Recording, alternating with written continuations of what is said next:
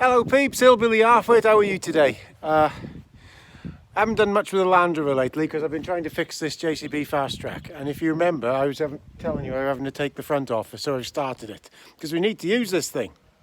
Now basically we've got to the point where we need is the pump.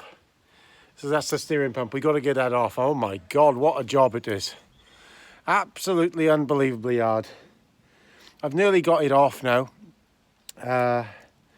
But look, a job. We've had to take all the front end off, all the radiators off, hydraulic radiators off, everything to get to it. And everything, you had to make a special spanner. There was bolts down here, I don't know if you can see.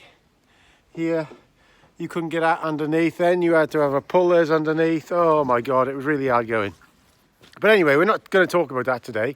What we're going to talk about is what the problem is in the UK at the moment. And what we've got a problem with the VIPs, the very important person syndrome.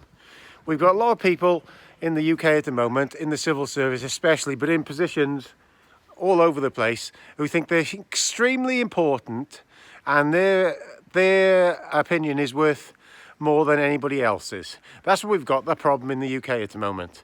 The very important syndrome, people syndrome. And they just march around telling everybody else what to do, thinking we should listen to them and we have to listen to them, and we don't. That is the thing about it all. Now, we've certainly got it in Wales, we've got it in England, but not as bad as Wales. They march around these very important people who really aren't very important at all. Most of them are fucking has-beens, and they were never anything to start with. They're the people who have brown-nosed their ways up the ladder in the civil service, when most people who are competent have been there and they realise nothing gets done of any use, and then they move on to a proper life. But these fucking useless people, these slugs, they stay there for the long course, and then that's what we got in charge now. That's why the UK is going down the pan. The Starmers of life. They get paid huge amounts of money to do nothing really. They just march around pushing their views onto others. Nationalistic socialist. That's what it is. Nationalistic socialism. Now, lots of people will be telling me about how to do this, but they don't actually get and do it.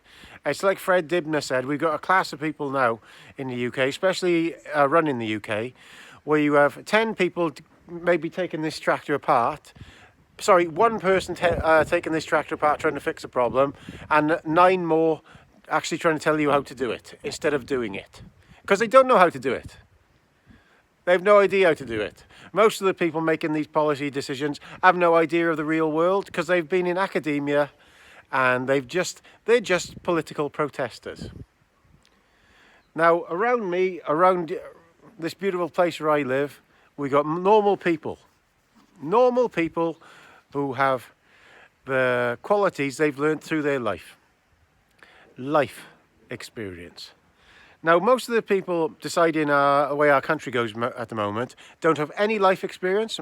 They haven't been in the military. They like to send our people in the military abroad to do stuff. They have no idea. Most of them haven't got any relatives in the military. They don't know how proud people are in the military, and then they call them names one minute, call them right wing when they're in their 40s. And earlier life, they've been serving the country and looking after it and are really proud of their country. And now you got this prick Starmer wanting to send them to Ukraine. It's political stuff really. We all know it's nothing to do with it. It's a political war.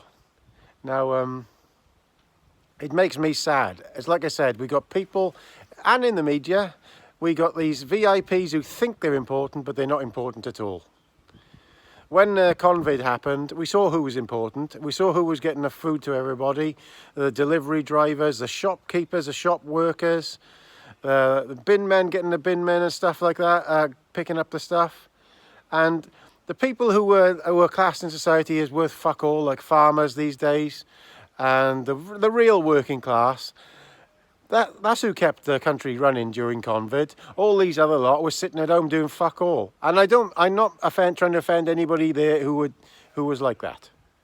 I'm just saying many of the people in positions of power now who look down on the rest of us were being fed by the rest of us.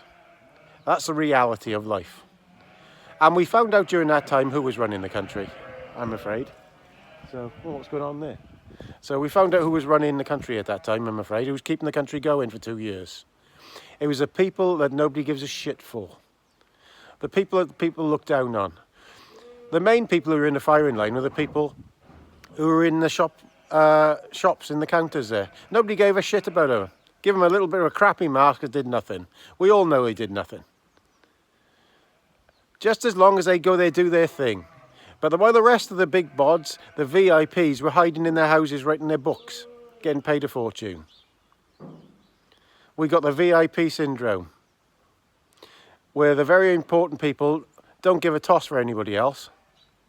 So that's Gaz's chat for today. It just came into my head for some reason. It just gets me. You got people who think they're extremely important, and they talk to you as if you're a child. And the reality is, it's all a big bluff. There's nothing behind it all. Nothing behind it all. It's all built on straw. So please subscribe down here, and I might say a funny one later on. Okay? All the best, Gaz.